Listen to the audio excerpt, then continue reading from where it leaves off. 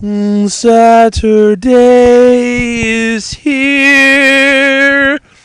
And that can only mean one thing, ladies and gentlemen. Welcome to the absolutely completely random podcast. Sorry about that. For Saturday, March 4th, 2017. It's Saturday! My favorite day of the week. This week I got a lot of topics to talk about. Not a lot of time to do it. So let me give you a rundown. This is what I'm talking about this week. What's your fancy and tickle your appetite? I'm talking about the Boruto anime series getting its new trailer, its new teaser visual, and it's set to premiere in April. Ooh! Well, lovely. Let's see here. I'm also talking about an article that was from Otaku USA, and I believe it was up on Anime News Network as well, entitled, Dear Miyazaki, we love you. You're great. Now go away. And it basically deals with how the reappearance of Hayao Miyazaki complicates an industry at a turning point. So I can't wait to talk about that. I'm also going to be discussing SpaceX's plans to fly two private citizens around the moon next year. It's going to be fun. Just in case anybody's wondering, I am a little stuffed up today. It's been a long week. I'll explain that then. I'm going to be talking about Marvel coming out with a new Avengers TV anime series and a manga project. Ooh. This is going to be pretty cool, hopefully. I'm going to be talking about how one brave little boy, one 11-year-old boy, so you can tell how young he is, channeled Dragon Ball Z's biggest ego maniac to survive a bee attack. And this is a really touching story too, folks, and I will be talking about that this week. On top of that, I will also be talking about No Game, No Life getting a movie. That's right, a movie. Yeah. Go figure on that one, right? And on top of that, to round out the evening, if I have enough time, which I'm pretty sure I will be able to, I will also be talking about Oban Star Racers anime possibly getting a sequel or a spin-off. It's seriously considered. And a surprise article, or a surprise topic that you have to stick around to find out about. Well, it's going to be first, so you don't have to stick around that long. But anyway, if you're interested in anime, manga, DVDs, stuff like that, trading cards, mostly Yu-Gi-Oh! I do have some Pokemon, other stuff. You know what to do. Same deal as every week. A-Roads 2012 on eBay. A-Roads-2012 on eBay. Come check me out. I'm really good at this. At least I think I'm good. I got over 600 positive feedback. You know, don't make something that seems like it's really fun for me be a waste of my time. I have a blast doing eBay, both buying and selling. So, check me out. Once again, it's all lowercase, ARHOADS-2012. You can also follow me on Twitter at Otaku Roads. So this week was fun. Kind of pissed by, if you really want my opinion on it. Spent most of it watching Roku, trying to still mastering this thing. It's been, we got this from my grandfather for Christmas. It's been at least 2 months. At least a month since we started. No. Today's actually the 3-month anniversary. It was about the 4th of January, I believe, is when we got it hooked up. Like the 3rd or 4th. So, yeah, it's about 3 months now. And I'm still trying to figure out the damn thing. Yeah, I'm figuring out every little trick in the book to, okay, if this happens, do this, this, and this. So I'm still figuring stuff out. Mostly just been watching movies with him this week, watching some TV series, what have you. Mostly on Crackle. Gotta love Crackle. That's kind of a neat site. Freight Crew Leader worked out pretty well so far at work. Speaking of work, I want to give a special shout out to my coworkers, Tyler and Bree. Bree is the new Freight Crew Leader, and Tyler's my coworker who I'm hoping will stay on as long as he can. mean, I know it's tiring, and I know he doesn't. I know none of us were a fan of doing night shift by the end of night shift. By the end of the holiday season, none of us were a fan of night shift anymore. But I really hope he sticks around because I don't want to be alone again. I don't want to be alone again. Naturally, I don't want that. And I don't want to get sued either. So please don't copyright strike my ass for that. That was a clip taken out of a moment of stupidity. But yeah, so let me talk about the big news that I got to start off the podcast with this week. Ladies and gentlemen, the Phoenix rose from the ashes this week.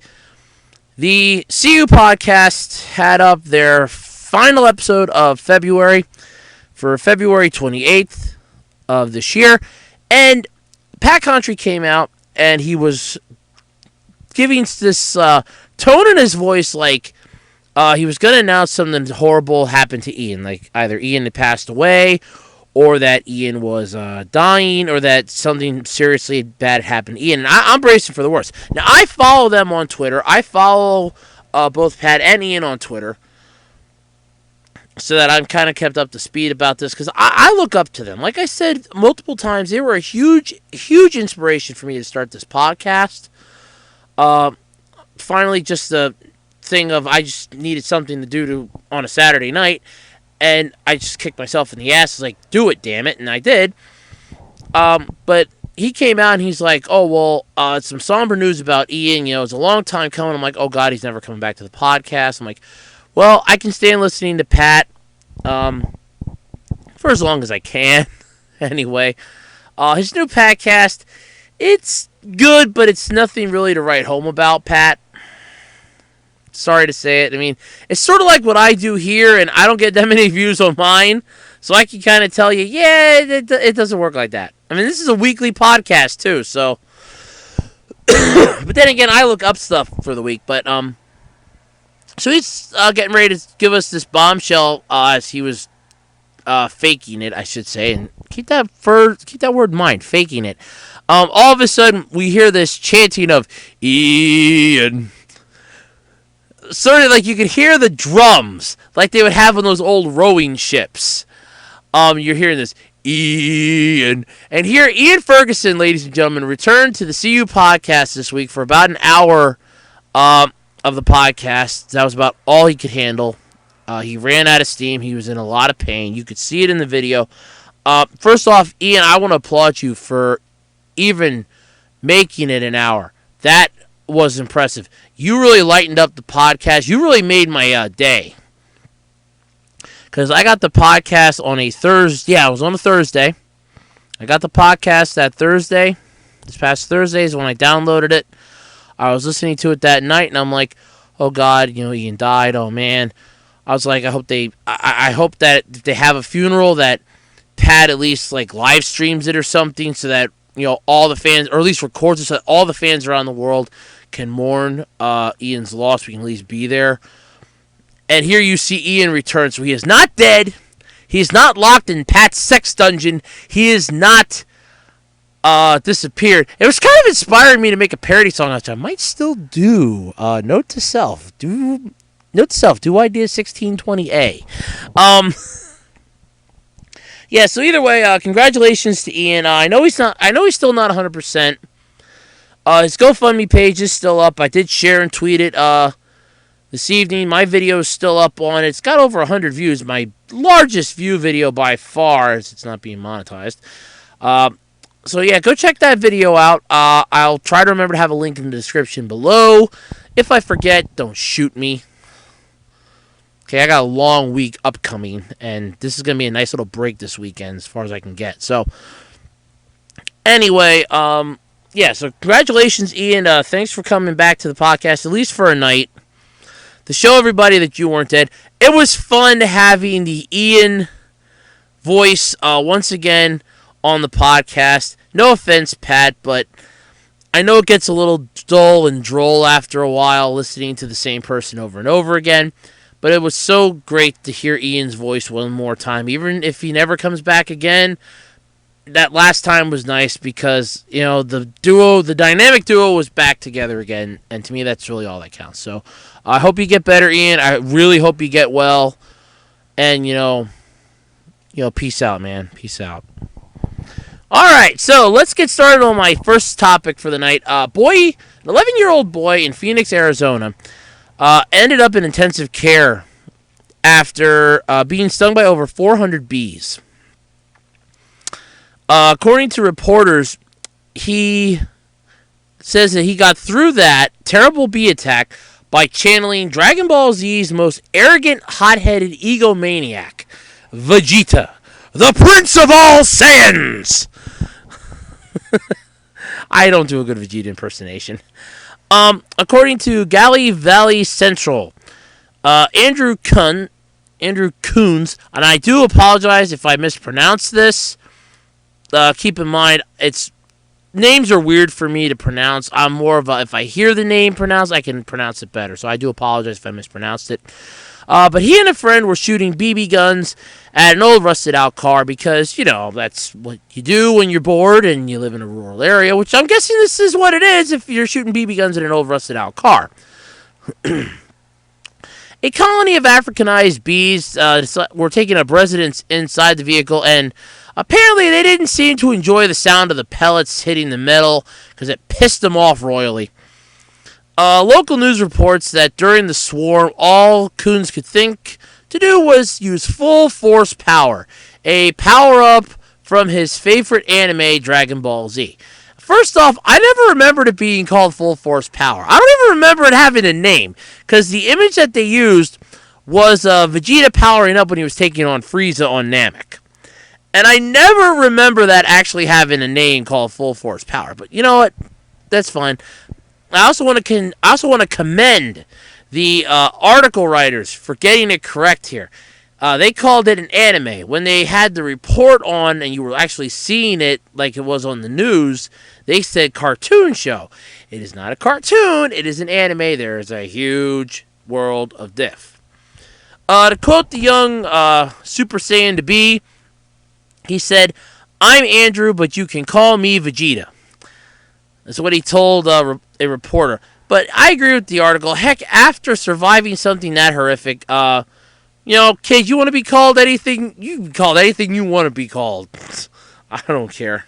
Hell, my name's Andrew too, but don't call me Vegeta. I'm not a fan of Vegeta. Egotistical. Yeah, all that stuff. He is happily on his way to recovery. He should be back in school soon, which is good to hear. So hopefully he won't be shooting any more BB guns at an old rusted out car. Maybe he'll throw a bug bomb in there first, just for good measure, just to play it safe. I hope. So, I'm really glad that he survived that. And it's nice to see that Dragon Ball Z and other anime series can actually be used positively in this world, because him using full force power, I'm assuming he just tensed up his entire body, which helped to slow the blood supply down. So either way, that's my theory. I'm not an expert on the human body. Believe me, I got D's in health class. Go figure on that one. But yeah, I'm glad you survived. I'm glad that everything turned out very well. I really do hope you get a speedy recovery. So it was a really touching article to read. It really was. So I'm really happy about that. Okay. Let's talk about the elephant in the room for a moment, folks. SpaceX. You know this company. I know this company. We all know this company. Who doesn't know SpaceX? It's the company that's owned by Elon Musk. Elon Musk. I keep calling you Elon Musk. Like that stupid-ass cologne that I think you invented. Yes, you know him. He's the billionaire. I don't really want to say genius. And I sure as hell don't think he's a philanthropist, but I know he's a billionaire. Anyway, he says that they are planning to... This is going to be a fun story. They're planning to fly 2 private citizens around the moon sometime next year. Oh boy. It's 2 paying passengers. 2 paying passengers using a SpaceX rocket. He was quoted as saying, "I think this will be a very exciting mission," during a teleconference with journalists on Monday. Musk was approached apparently by two private individuals who know one another, but whom he did not identify. No shit. They would be launched from the historic Launch Complex 39A at the Kennedy Space Center late next year on SpaceX's Dragon 2 vehicle on a Falcon Heavy rocket. Now, I'm not a NASA scientist. I wanted to be an astronaut when I was like in first grade, and my first grade teacher killed that dream faster than I killed Dr. Pepper. That instance, basically faster than I drink it out of the bottle and leave the bottle empty and hollow and lifeless. She told me that they would have to poke a hole in the space shuttle just to accommodate the size of my body because I was so tall, which kind of killed the fun of me even wanting to be an astronaut then. I could have been NASA. I could have been Miss Houston, damn it. It kind of hurt, you know. The Dragon apparently is designed to be an autonomous vehicle, according to Musk, noting that other versions of Dragon currently do cargo missions to the International Space Station with no one aboard. Let's see here. Okay, Dale Ketchum, Chief of Strategic Alliances for Space Florida, said Musk's announcement was somewhat of a surprise in the space community. Yeah, no shit! This is a company that's had how many rockets explode on them? Either shortly after takeoff or just at takeoff. How many rockets have they exploded? Not to mention, wasn't this the same company that crash landed some plane in the Nevada desert a couple years ago? Yeah, they had like one singular rocket finally make it to the International Space Station. This is the company that lost Mark Zuckerberg's billion-dollar satellite, and I mean billion-dollar satellite, when the rocket carrying its ass exploded. I think this was the same company that lost all those kids' science experiments that were going to the International Space Station when that rocket exploded. And it's a surprise to you in the space community? Really? No shit! I would be dropping loads in my pants if he would say, we're going to take some people into space. Whoa. Hey, I got to change myself now. What the hell, Musk? No! Oh, God. Apparently he was quoted as saying, I do not think most of us didn't see it coming, but maybe we should have. Musk has a reputation for out-of-the-box thinking and actions. No. I do out-of-the-box thinking. That's indicative of me with certain things. I can think outside the box. What Musk is doing is completely ignoring the box's existence. Me, I know the box exists. I'm outside the box for a reason because I'm not a fan of the box. He's ignoring the box completely exists at all. To him, there's nothing out there. He is in his own little world. It is the Elon Musk world and everybody else is in it. Oh, God. Ketchum called Musk's announcement very exciting and said it will help drive competition among NASA and commercial space companies that could lead to an accelerated timeline for space exploration. We still have NASA? I thought former President Obama abolished NASA. I swear I remember him saying something about we're killing NASA off. We still have NASA? Wow! So they're going to be dusting off all those old Apple II computers that they got buried in the basement because they ain't going to have no damn funding? Neat. Let's just get the Vulcans here and get this over with. Once we get the Vulcans, we'll have warp technology, and then we can travel the universe. Ketchum apparently compared this to the competition between the United States and the then Soviet Union, which is now Russia, to land humans on the moon, which NASA accomplished in 1969 with Apollo 11. And we all remember the most famous Apollo mission, Apollo 13, which I ironically also watched earlier this week, in memory of the late Bill Paxton. May he rest in peace. Musk said the week-long mission around the moon would involve a trip of 300,000 to 400,000 miles. Week-long Week long. Oh my God! I know it took Apollo 13 astronauts. I almost got that wrong. I know it took the Apollo 13 crew about a week to go around the moon. We have more advanced technology than they did back in the damn 70s. Okay? In the 70s, as my mom has constantly pointed out to me many a times, she was lucky if they had electric typewriters. That was the big thing. And it's going to take a week? That's a goddamn vacation. Flying them around the moon would basically mean that, hey, we're going to take a rocket up into space. Inside the rocket's going to be a plane. That plane's going to fly off with the people inside, travel the moon, then come back to the rocket, and the rocket's going to go back to Earth. Holy shit. He described the flight plan as taking a long loop around the moon and getting close to the lunar surface, but not landing before returning to Earth. Okay. But skidding the surface of the moon is how Musk described it. Holy Christ. Let's see here. Musk, who is Chief Executive Officer of SpaceX, CEO, said the mission would need to be licensed by the Federal Aviation Administration. Why the hell do you need to have the FAA involved in this? You want to shoot a rocket into space with people on it. Okay, well, apparently the first rocket isn't going to have anybody on it. At least according to his thing. So we can't hope for the worst to happen. If we do, it's just a couple $1 million that are just going to be floating around in space. Or, once again, cluttering a field somewhere in Florida. But you got to get the FAA involved in this? Oh, God. Let's see here. He also said the communication system of the Dragon spacecraft would need to be modified to accommodate deep space communications. I also think of something else you're going to have to modify on your Dragon ship here.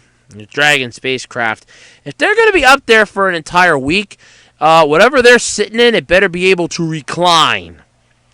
Because I guarantee you that if they're going to be there for a week, they're going to atrophy their legs sitting in that position. Oh, God's sake. SpaceX provided additional details on its website, noting that the two passengers have already paid a significant deposit to do a moon mission. Like the Apollo astronauts before them, these individuals will travel into space carrying the hopes and dreams of all humankind, driven by the universal human spirit of exploration. Bullshit! I call hold on a second. Let me get my BS meter. BS.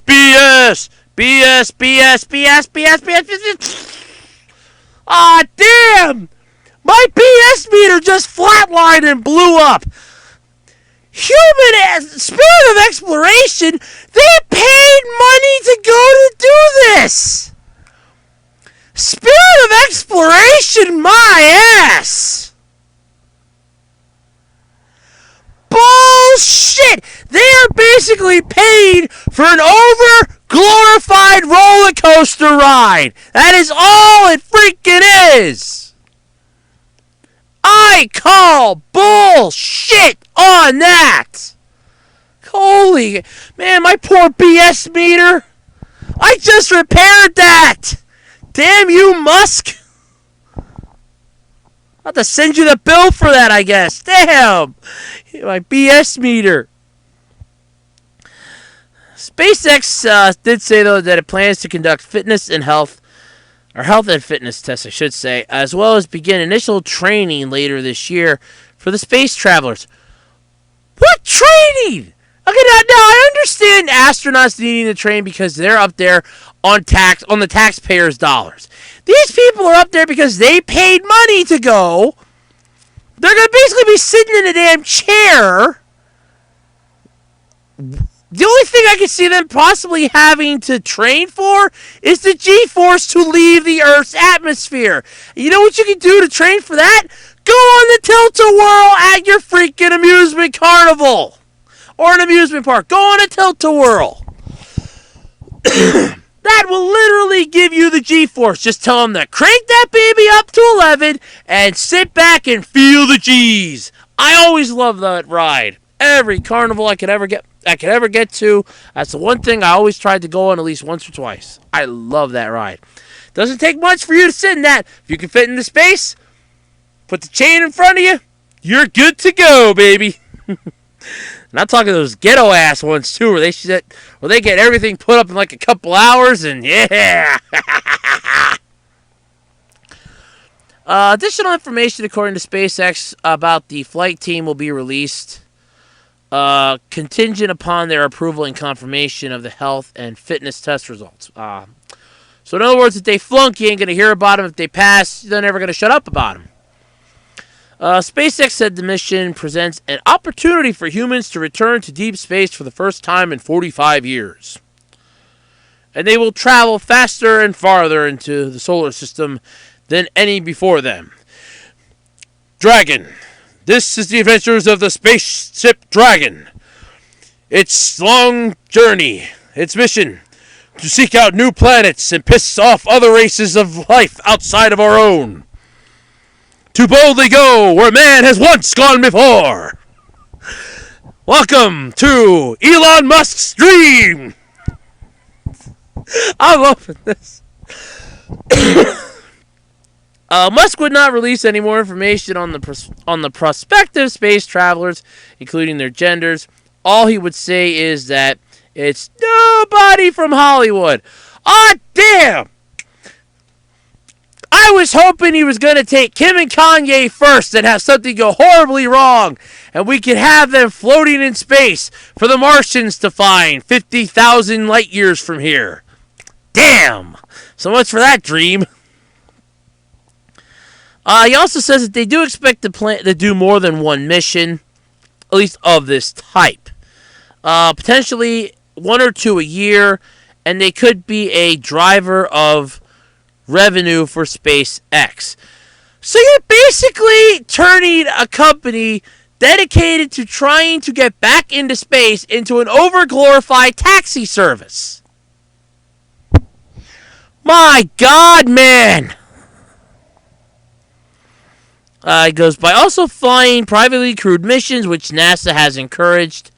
Long-term costs to the government decline, and more flight reliability history is gained, benefiting both government and private missions, SpaceX said in a statement. I didn't even understand that, and I just read that. NASA has encouraged flying privately crewed missions? Long-term... What the hell? I don't believe so! Let me check my BS meter. My BS meter's still on fire. Wow. That BS from earlier is still strong in it. It's going to take a lot to fix that one this time. NASA issues a statement late Monday in response to Musk's announcement, which said in part, NASA commends its industry partners for reaching higher. For more than a decade, NASA has invested in private industry to develop capabilities for the American people to seed commercial innovation and advance humanity's future in space. Like I've said before, build the warp drive. Take a lesson from Star Trek. Gene Roddenberry could not have pulled that out of his ass. They had to have come to him in a dream. It's like Field of Dreams. If you build it, they will come. If you build the warp engine, the Vulcans will come. God! What is wrong with you people? It sounds serious. It's like Field of Dreams. Build the warp engine, test the warp engine, Vulcans show up, Vulcans befriend us, we get whole advances in technology and everything else, and we now have access to the entire galaxy around us. Do you imagine what that means? We could ship all the annoying celebrities off to their own planet. And then close it off to the universe.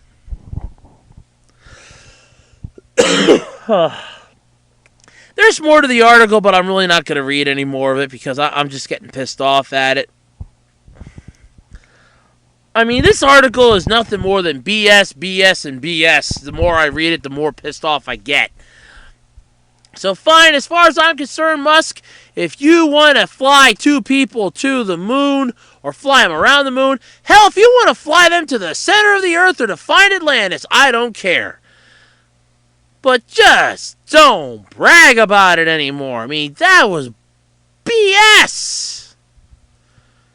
Let me find that. Let me see if I can find that part in this article again. Oh, yeah, here we go. Human spirit of exploration. Yeah. Bullshit. You hear me, Musk? Bullshit. That's right. And that's all I got to say on that. My poor BS meter blew up because of you. You monster. Alright, so let's get off of that crap and let's get on to something a little creepier. Pokemon's coming out with a new anime film this year. Like they kind of do every couple of years. The film's trailer shows Ash and Pikachu's first meeting. The film is scheduled to open July 15th of this year in Japan. The official website has the movie named Kimi ni Kimeta, or Pokemon the Movie I Choose You. It's this year's new Pokemon film. Began streaming a trailer and teaser video revealing the film's visuals on Thursday. It wasn't too bad. I actually gotta admit that. Ash doesn't look like this dorky version that's in Sun and Moon. He actually looks like it almost. I want to say he looks like he used to, but he doesn't. He looks sort of like a cross between the two. Like they realize, hey, we got to go back to the old school method of this. But since we can't completely redo that for some unknown reason, I'm wondering if maybe they used up the copyright for the way Ash was imaged, so then they made him look slightly like him, but not like him. They kind of had to combine the two. I don't know. The film's plot's going to tell the story of how Ash and Pikachu came to know each other. Like, you can't just watch the first episode of Pokemon to learn that. Pikachu was not cooperative towards Ash. No shit. But Ash only wanted to be friends with Pikachu. No duh. On the day they set out toward Pallet Town, both of them saw a ho-ho flying and made a vow to someday go and meet it. Okay, I got 2 problems with that plot synopsis right there. 1, they left Pallet Town and were on their way to Viridian City when they met.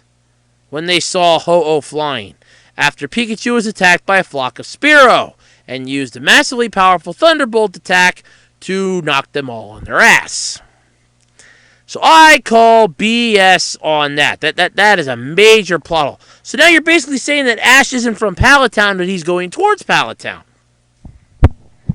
Can't even get that one right, huh, guys? The Japanese invented this. The franchise's most recent film was the Volcanon and the Mechanical Marvel.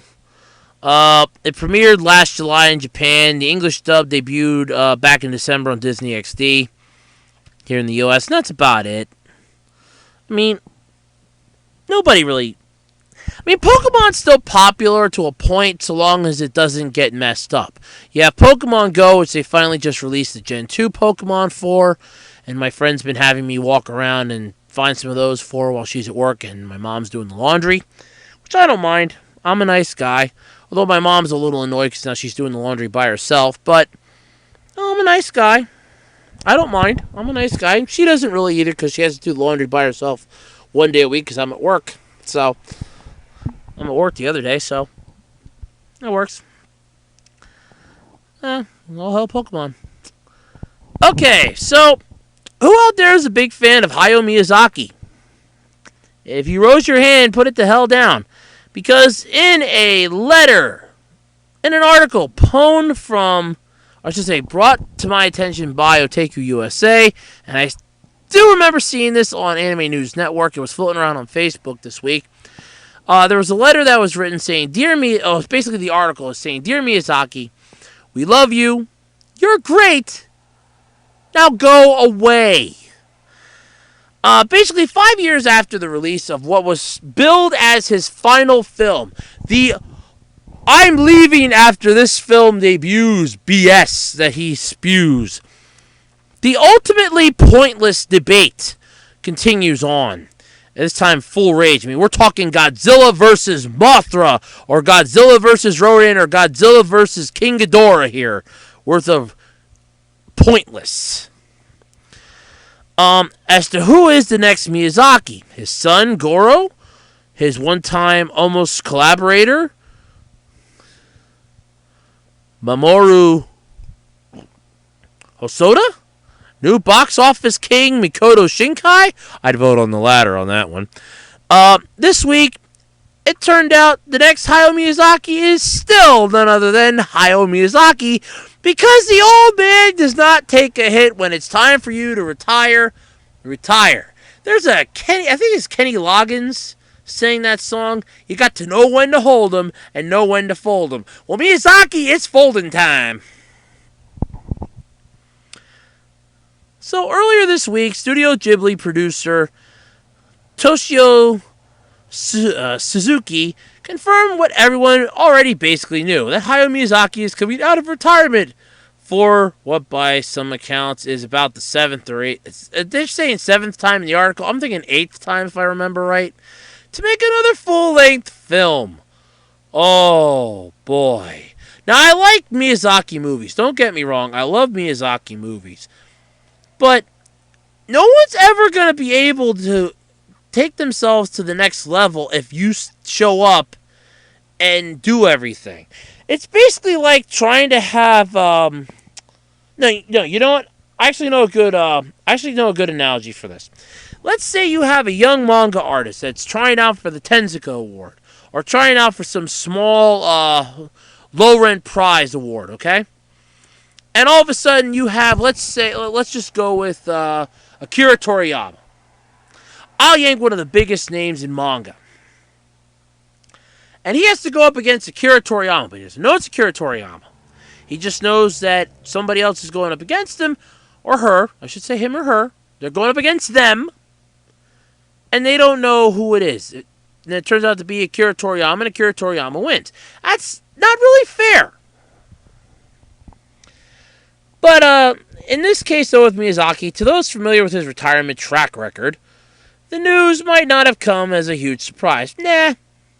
But unlike, say, when he declared his intention to pack it in at the age of 46, after completing The Castle in the Sky, the director's age 30 years later made his short film making semi-retirement seem more plausible, but no matter. Miyazaki has told Suzuki he is willing to die while making his new film. Anything short of it will probably never stop the guy. Nope. He's sort of like the old stubborn township supervisor that we used to have where I live. We in the township, in the neighborhood, were saying that he is never going to get thrown out of office. He is going to die in office. Because nobody ever wanted to go against him. Nobody ever managed to beat him that did go against him. And we're like, the only way he's ever going to leave office is he's going to have to die. Lo and behold, he died. Yeah, conversation. Yeah, okay, so they thought upon hearing the news, what's not to like? After all, there's one more film from the greatest anime directors of all time. I'd rather have another film from Makoto Shinkai, and I still have yet to see Your Name. I have heard so many things about it, and I have got to see that movie. It is killing me. So basically, yeah. So they're basically, he's coming out of retirement again.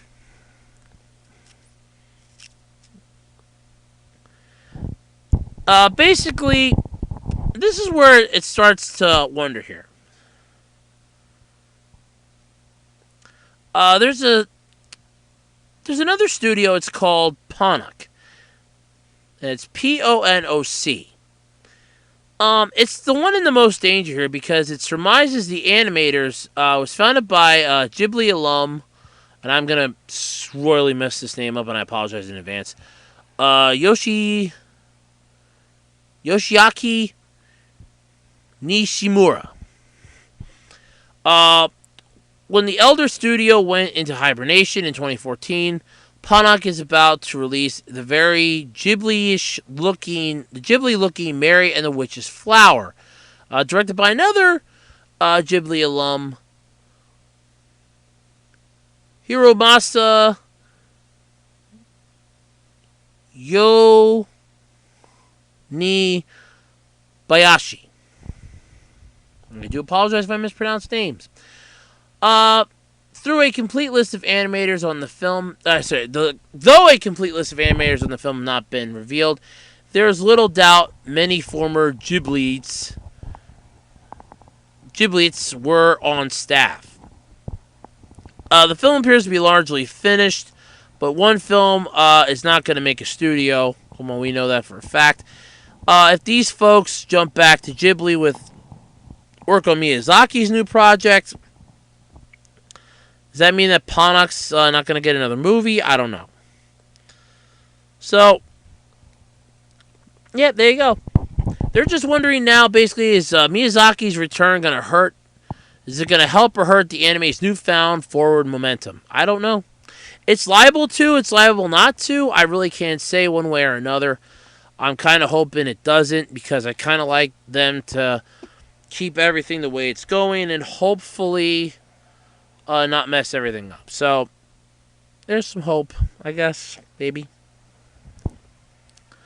Okay. You all know Naruto ended, right? Okay, well, it's almost ending. They're stacking that thing with so much filler to pad that until Boruto's ready to start up. Well, April 5th, according to Otaku USA, Naruto Next Generation's premiere is to premiere April 5th of this year. That's Boruto, by the way, his son. Though the Naruto universe might be winding down when the original manga ended back in 2014, yeah, no way if you thought that. Instead, 2015's Naruto the movie introduced us to Naruto's son, who would go on to take the reins of the franchise in the manga Naruto Next Generation. Now, Boruto's getting his own anime series, which was a no-brainer. We saw that coming a mile away. As the April 5th premiere date bolts closer, today saw the release of the new trailer visual. Wasn't really that great of a trailer, though. They reported back in January the anime will kick off with an original story not yet seen in the manga because you have to buy time and find a way to integrate both the manga and the story. Let's keep in mind here that the manga of Naruto and the anime of Naruto were very closely knitted together. Now, you had filler arc in Naruto, which pissed off a lot of fans because there was so much of it, but you have to remember, they have filler arc in there for a reason. You can only have so much of the manga before you're going to end up hitting a roadblock because either the next part's not drawn yet, or the next part hasn't been released to the public yet, and you can't put it out on the anime series if the next part isn't out for the public to read. So they would throw filler episodes in to buy time. It's not exactly a bad thing in most ways because it can kind of give you like backstory on some of the characters, kind of make you feel for them a little bit. Or in some anime cases like Yu-Gi-Oh!, which is basically nothing more than a commercial for the card game, and damn good commercial with that. It basically just gives you a chance to introduce new cards that you're going to end up selling eventually anyway. So still, it's not that bad. Naruto creator Masashi Kishimoto wants to make the Boruto series even better than Naruto. Though that may be a hard sell for many fans of Boruto's pop, unfortunately. Because we all know that Naruto brings the money and the honeys. Mostly the money.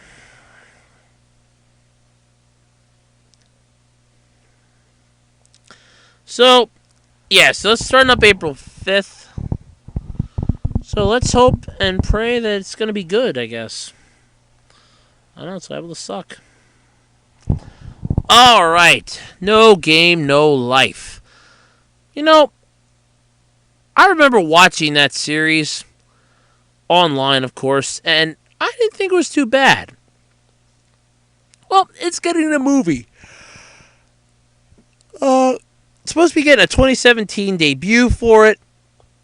So sometime this year. They got the returning staff and cast list on the article. I'm really not going to read it off. It's not worth it. But the characters are going to be there. You're going to have Sora, Shiro, or Shihiro, I guess. I don't know. Dora, Gibril, Clammy Zell, Feel, Nivalin, Izuna, Hatsushi, and Teto. I know I butchered every single one of those too. So you're gonna have all that up. They kind of had I think they had a plot-ish here. Let me take a look at the article. Film will open in Japan sometime this year. Blah blah blah blah blah blah blah blah. Okay, they don't really have a plot yet for it, so just keep an open mind on it. So for now, there's no plot. I'm hoping that it's not gonna suck. Again, maybe it'll be good. I don't know. Alright, so let's talk about Oban Star Racers. It could be getting a sequel or a spin-off, because it's seriously being considered. Co-creator Thomas Romain revealed on Monday that he is seriously considering working on a sequel or spin-off project for the Oban Star Racers anime. Which, first off, that was an anime series? Seriously? I always thought it was a cartoon that Disney XD, or that Jetix and Disney XD got their hands on. Or Toon Disney and Jetix got their hands on. Cool. Oh, sorry, well, ABC Family and Jetix. So yeah, I thought that was just basically, a thing for them. That's not bad. Let's see here. So basically, the original anime posted a concept. Yeah, he posted a concept illustration in the article. It really wasn't that great. For the potential project, he noted that the image represented how he imagined the characters a few years later. Like I said, really wasn't that great of a picture. I'm not going to include it, because it really wasn't that great of a picture. I'm serious on that. But, it'd be neat to have a sequel or a continuation of that. I wouldn't really go too far in the spin-off category, because then you're kind of making it like, really screwed up. I'd say go with, sequel. Call it Oban Galaxy Racers or something. I don't know, or... think of something. I'm not going to give anybody any stupid ideas. The original anime, a co-production between French animation studio Save, The World Productions, and Japanese anime studios HAL Filmmaker and Pumpkin 3D, premiered in 2006. It aired here in the U.S. on ABC Family and Jetix. Shout Factory released the DVD, the whole series on DVD in 2008, which I'm going to have to add to my list now of DVDs to get. It was not that bad of a series. I don't remember most of it, but it was not that bad of a series. So, yeah, I highly recommend it. If you haven't seen it, get your hands on it. Try to anyway. It's not a bad show. I can safely say that. It's actually a good show. All right. As I clear my throat here. Q&A time. here on the Absolutely Completely Random Podcast. That is right, folks. Q&A time here on the Absolutely Completely Random Podcast. As always, as you know, my questions that are ever asked are kept anonymous for very good reasons. There is no reason for me to basically embarrass people that may not want to be heard or may not want their name given out on this podcast. But before I get into the Q&A section, I'd like to give a special shout out, which I almost forgot. I've just found my sticky note. Damn adhesive. As a lot of you know, March started on Wednesday. Well, on Thursday, it was my mom's birthday. Now, I'm not going to say how old she is, because she's a loyal listener of the podcast, and she knows where I live. So if I reveal her age, I'm liable to wake up the next morning with my favorite things laying next to me in bed, and that will not end well. I have plans for those. Damn it! I don't need them laying next to me! They gotta stay where they are for the time being. So, happy birthday, Mom. Happy belated birthday, but I wish you a happy birthday on your birthday. But either way, happy birthday again, Mom. I'm not going to say your age, so don't worry about it. Alright, so on to the Q&A section of the podcast this week. My first question is, and this is kind of one I try to go through and make sure that there aren't any duplicates or something. So I'm sort of like a press conference. I want to make sure there are no duplicates when I do a podcast, at least in question-wise anyway. And this is one that I thought at first it was a duplicate, but it's not a duplicate. Now the question is, do I have any collections? Now that I know is a duplicate, but then they gave an example, i.e. anime series that you like that you collected the whole thing of, or manga series, comic book series, stuff like that. So it's not technically the same question. So let me answer this. Do I have any... what are my collections, basically? Anime-wise in that, I like collecting mech-based stuff. Excuse me a second. Sorry, I was a little stuffy there. I like collecting mech-based stuff like... anime series-wise, like Gundam, Big O, Godanner, Rasafon, Neon Genesis Evangelion, Robo Armageddon, just to name a few. Otherwise, if you want to go anime collection-wise, I don't mind getting action stuff if you want to go genre style, action or fighting. I do like some mystery ones. I am a huge fan of Hakua. I'm a big fan of Case Closed, both of which I believe could have more done to them. Then again, I think Funimation should get off their ass and actually continue Case Closed here in the U.S. with a dub. But that's just me, apparently. So, yeah, there's a lot of them like that. As far as manga goes, I actually have 3 whole complete manga series collections. I have Bakuman, I have Eyes, and I have Legends. I technically have all of the English dubbed Icon volumes, because there were only 12 that they made into English. I got the 18th volume in Japanese, because I doubt highly Media Blasters is going to get off their ass and do that one either. Media Works, whoever does the manga for that, I doubt they're going to get off their ass and do that. I actually hold on, I got to add 2 more to that list. I have the complete volume of Kashimashi, I have the omnibus of Azumanga Daioh, and I have the complete Pretty Face volumes. All of which are not bad.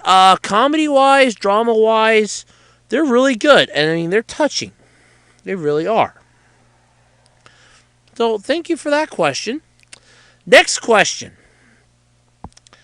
What are some of my favorite things to do when I am not looking up stuff for the podcast, when I'm not squawking on the podcast, when I'm not working. This is a nice question. I don't remember this ever being asked before. I actually like to surf the net, mostly YouTube.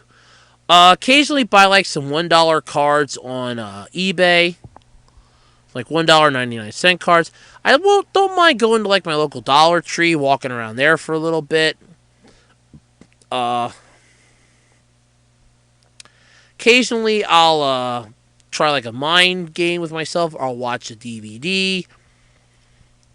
I'll play with my little model kit things that I did a video on last week that I reviewed, which really isn't doing too well on YouTube, like a lot of my videos apparently. Otherwise, I pretty much just try to do stuff to keep myself busy, because I just get bored really easily. So I try to keep myself as busy as I can, so I don't go bored. Okay, next question. Where did I go to school and why? I'm not going to give my high school. Nobody wants to know where I went to high school at. My coworkers know, and don't you dare post on here if you are listening to this where I go, because I will be holy terror. I know where you guys go, and I will gladly post that anywhere and everywhere. And they will find you. You'll be somewhat popular. But I went to school. I went to Berks Technical Institute after high school. I do not recommend that. Not going to the school. I mean, I went there because I wanted to find something to do that I could get a degree in, and I did find something. Granted, now my degree is worthless because it's in website designing, and that pretty much got killed off thanks to GoDaddy, Intuit, and a lot of those other ones. Now, I am trying to learn WordPress so that I can at least try to get like some part-time web design, like freelancing gigs and stuff like that, but it's not going too well because it's just like a pain in the ass to do that. Alright, and I got time for one more question. If I could have any co-host, anybody in the world, to help co-host my podcast, who would it be and why? Ooh. Oh, this is a good question. I would really have to think about that. There are a few dozen people that jump to my mind right off the bat, as I would not mind having them co-hosting my podcast. Preferably, though, I wouldn't mind if it would be one of my friends. But they all have lives of their own, like I've said multiple times. You know, they do their own thing, so I'm not going to bug them to, hey, come host this podcast with me, because I know they're not going to want to do it. Hell, my one friend doesn't even listen to my podcast. He claims he does, and he doesn't, so I mean, he didn't even realize that I put up on here that I actually have a job until I said something on Facebook, and he goes, oh, so you did get a job. My reply back wasn't a sarcastic rant or anything. It was just, you don't listen to my podcast, do you? No. Bastard. But anyway, if I could have somebody host the podcast with me, anybody in the world. Alright, no offense, I wouldn't mind having a female co-host. I wouldn't mind like Kat Dennings, Keisha Evans. Oh, God, some of the other ones. Lindsay Lohan, I wouldn't mind her. I know that probably just lost me about 7 views. I wouldn't mind having any of them. Even like low grade. Let's see here, going further down the list here. I can't think of any. I'm drawing a blank here for some names. I can see the faces, but I can't think of the name off the top of my head, and I do apologize for that. As far as like males that I would probably want to have, let's separate this by the genders here if we can. If you want to go celebrity wise, I wouldn't mind like Arnold Schwarzenegger. I wouldn't mind having him as a co-host. I wouldn't mind. God. Shit. What the hell is his name?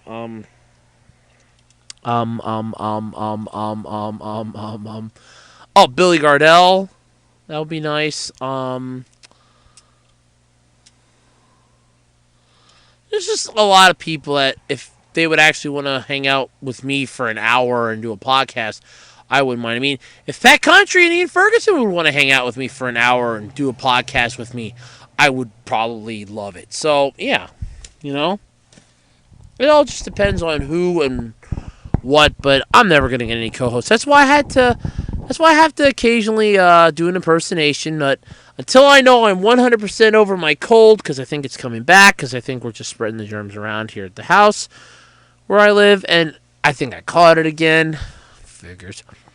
I'm not doing any impersonations for a while until I know 100% that it's out of my system.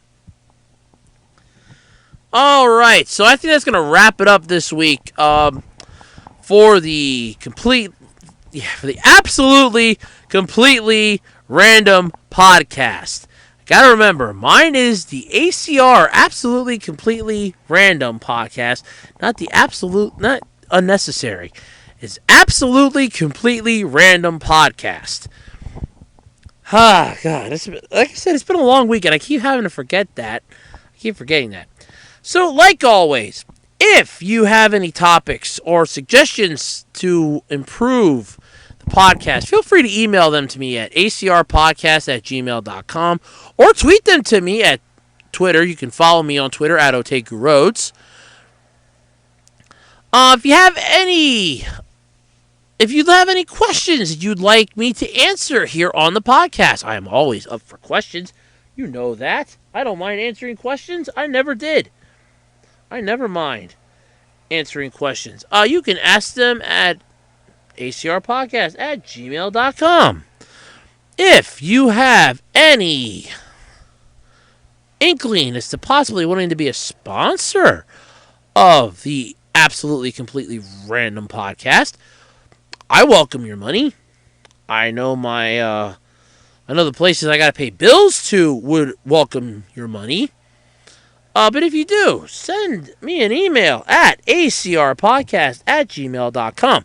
I don't get many views, so it's sort of a long shot gamble, I guess you want to say. I'm like the 800 to 1 maybe? I don't know. I'm not a big horse racing guy, so I'm not sure how the statistics things works 100% well. So, anyway, for another week here in freezing cold land, courtesy of Mother Nature, thou art a heartless bitch. I'm Andrew Rhodes saying stay warm, stay frosty, suck down your warm drinks. I'm going to suck down this, I'm guessing 1.75 liters I got left of my tea, and then I'm going to call it a night. So good night, everybody, and until next week, stay gold. Whoa! Don't hit that button yet! I forgot a topic! I know it's hard to believe. I actually was sitting here re-listening after I finished it off and signed off. I was like, oh, okay. I was like, shit, I forgot a topic. And this is one that I really wanted to talk about. And I said I was going to talk about it.